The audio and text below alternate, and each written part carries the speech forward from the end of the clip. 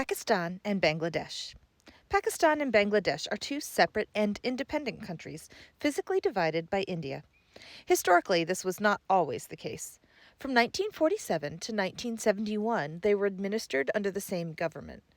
The two countries share a number of attributes. They both have Muslim majorities, and both have high population densities. The countries are two of the top 10 most populous countries in the world. Their populations are youthful and mainly rural. Agriculture is the main economic activity in each country.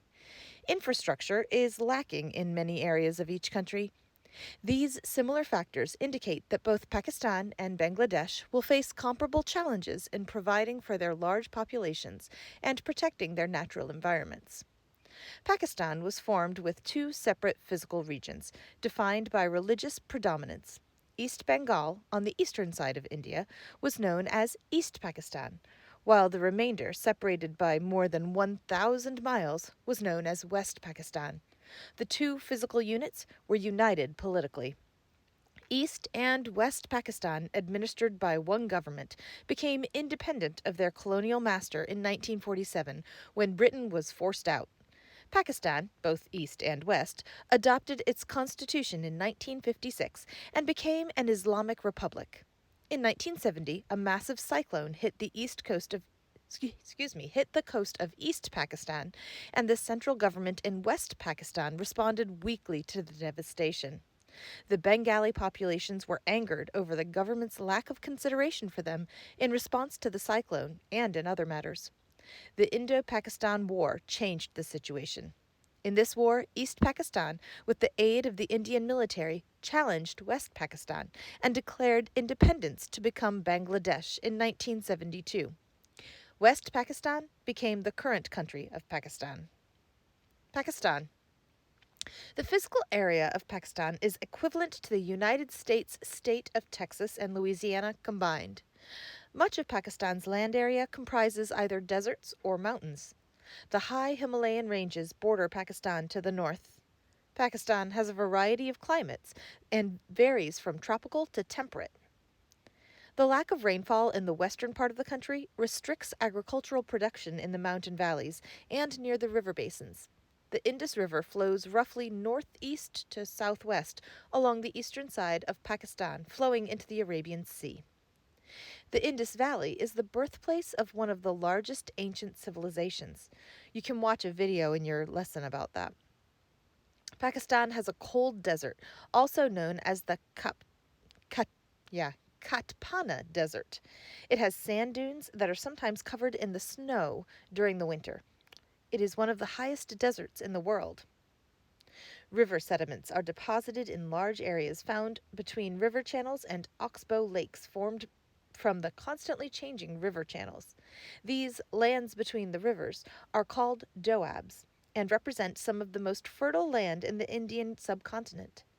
The Indus River flows from the northern part of the Karakoram Mountains and creates a large, fertile floodplain that comprises much of eastern Pakistan. Pakistan has traditionally been a land of farming. The Indus River Valley and the Punjab are the dominant core areas where most of the people live and where population densities are remarkably high. The fauna of Pakistan also reflects the country's varied climate. Pakistan has the second highest rate of deforestation in the world, which, along with hunting and pollution, has had adverse effects on the ecosystem. Approximately 64% of the population lives in rural areas and makes a living in agriculture. Most of the people are economically quite poor by world standards. A lack of adequate medical care, an absence of family planning, and the low status of women have created an ever-increasing population, which will have dire consequences for the future of Pakistan. Service and infrastructure to address the needs of this youthful population are not available to the necessary degree.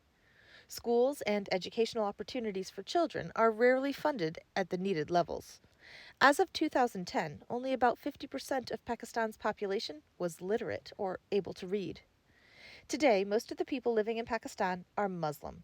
About 85% of the Muslim population in Pakistan is Sunni, and about 15% of the Muslim population is Shia. about 15% of the Muslim population is Shia. As an Islamic state, following the Sharia laws of the Quran, it has been a challenge for Pakistan to try and balance instituting democratic reforms while staying true to fundamental Islamic teachings. Pakistan has suffered from inadequate funding for public schools. As a rule, the wealthy urban elites have been the only families who could afford to send their children to college. With half the population consisting of young people, there are few opportunities to look forward to in Pakistan. Education has been supported in the form of Islamic religious schools called madrasas, which teach children the Quran and Islamic law.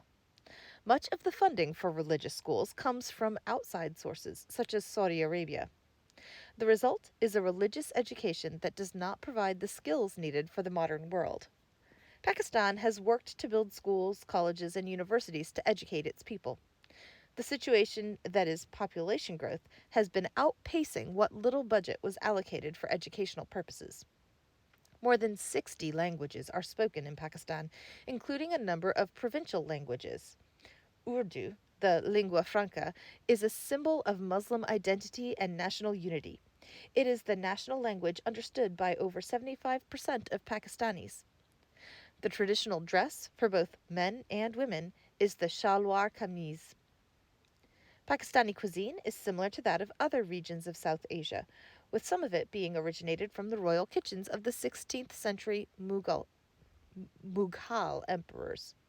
Most of these dishes have their roots in British, Indian, Central Asian, and Middle Eastern cuisine. Pakistani cooking uses large quantities of spices, herbs, and seasoning. The capital of Pakistan, when it was under British colonialism, was Karachi, a port city located on the Arabian Sea. To establish a presence in the north near Kashmir, the capital was moved to Islamabad in 1960. This example of a forward capital was an expression of geopolitical assertiveness by Pakistan against India. Kashmir. Located in the high mountains of the north is the former Kingdom of Kashmir, a separate kingdom before the British divided South Asia. In 1947, when the British drew the boundary between India and Pakistan, the leader of Kashmir, the Maharaja, chose not to be part of either country, but to remain independent. About 75% of the population in Kashmir was Muslim. The rest, including the Maharaja, were mainly Hindu. This arrangement worked for a time, until the Muslim majority was encouraged by their fellow Muslims in Pakistan to join Pakistan.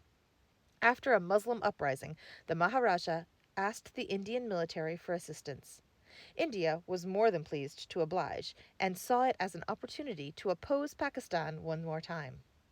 Today, Kashmir is divided, with Pakistan controlling the northern region, India controlling the southern region, and China controlling a portion of the eastern region. A ceasefire has been implemented, but outbreaks of fighting have occurred. The future of Kashmir is unclear. None of the countries involved want to start a large-scale war because they all have nuclear weapons. One of the main physical geography features of this area is the importance of water. The Indus River flows through Kashmir from Tibet and into Pakistan. The control of this river system is critical to the survival of the people living in northern Pakistan. If India were to place a dam on the river and divert the water to their side of the border, to the dry regions of the south, Pakistan could suffer a water shortage in the northern part of the country. Another aspect of the Kashmir conflict goes back to the division of Pakistan and India, which pitted Muslims against Hindus along the border region. The religious differences have come to the surface again in the conflict over the control of Kashmir. Extremist movements within Kashmir by the Muslim population have fueled the division between those who support Pakistan and those who support Hindu-dominated India. Bangladesh. Bangladesh is a low-lying country that is associated with the types of marshy environments found in tropical areas and river deltas. Straddling the Tropic of Cancer, Bangladesh has a tropical monsoon climate characterized by heavy seasonal rainfall, high temperatures, and high humidity. The region is extremely prone to flooding, particularly during the monsoon season, because of the high amount of rainfall. The only exceptions to Bangladesh's low elevations are the Chittagong Hills in the southeast and low hills of Sylhet in the northeast and highlands in the north and northwest. Kyeokradong is one of the highest peaks in the Chittagong Hills. One of the most important rivers in Bangladesh flows southward from the Himalayas through India and into Bangladesh. While in India, this river is known as the Brahmaputra River, but when it enters Bangladesh, it is known as the Jamuna River. It provides a major waterway for this region and empties into the Bay of Bengal. Contributing to the immense flow of water through the country are the Ganges and the Meghna rivers, which join up with the Brahmaputra River near the sea.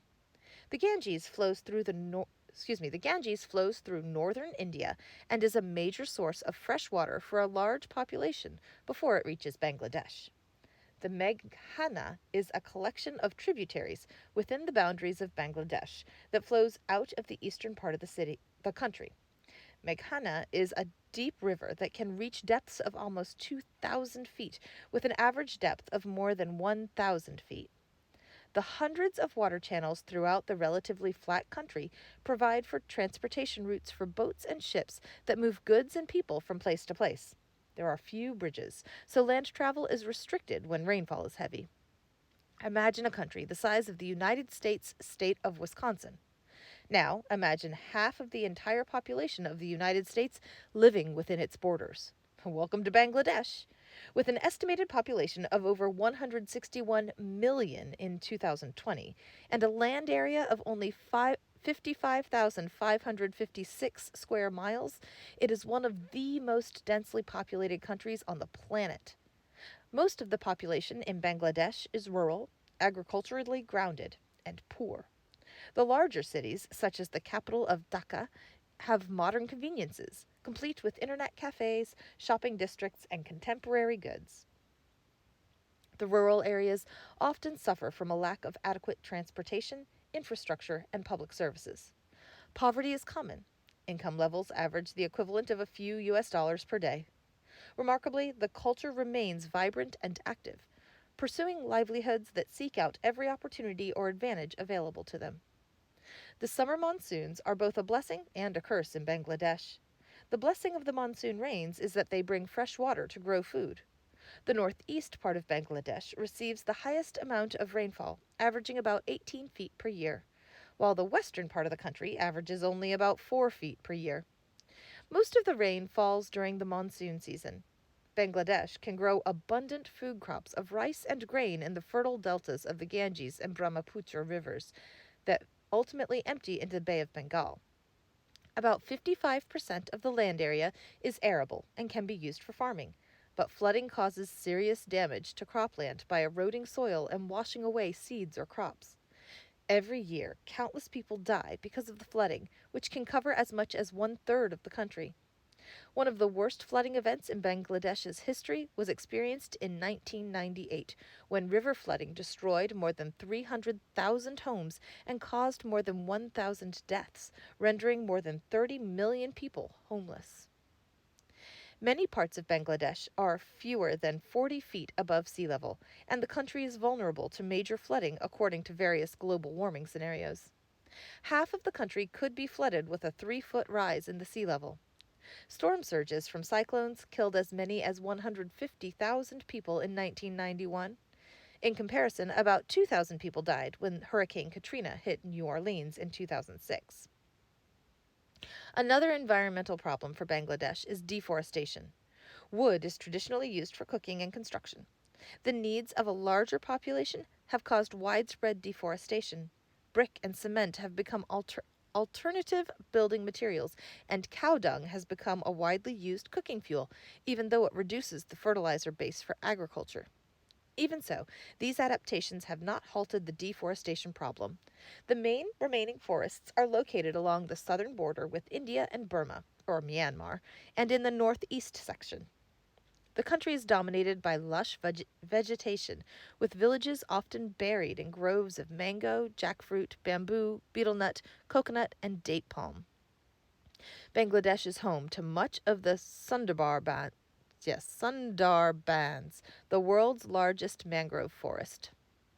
Bengal tigers make their home in that area and also along the Chittagong forest. Bangladesh has an abundance of other wildlife in its forests, marshes, woodlands, and hills. Bangladesh, Bangladeshis suffer because of widespread water pollution from naturally occurring arsenic that contaminates water wells. The pyrite bedrock underneath much of western Bangladesh has large amounts of arsenic in it. Millions of people drink groundwater contaminated with arsenic on a daily basis. Arsenic kills people slowly by building up in their bodies, rotting their fingernails, giving them dark spots and bleeding sores. Arsenic is a slow killer and a carcinogen that increases the risk of skin cancer and tumors inside the body. Villagers in Bangladesh began being afflicted by these symptoms in the 1970s. In 1993, official tests indicated that up to 95% of the wells in one of the villages in the western region were contaminated. The widespread water contamination has also a social cost. Reports indicate that husbands are sending their disfigured wives back to their families of origin, and some young people are remaining single. Stories are told of people who believe that the health problems are contagious or genetic and can be passed on to children, which causes dilemmas for women who are trying to find a husband. White rice is the staple of Bangladeshi cuisine, along with many vegetables and lentils. Fish is the main source of protein in Bengali cuisine.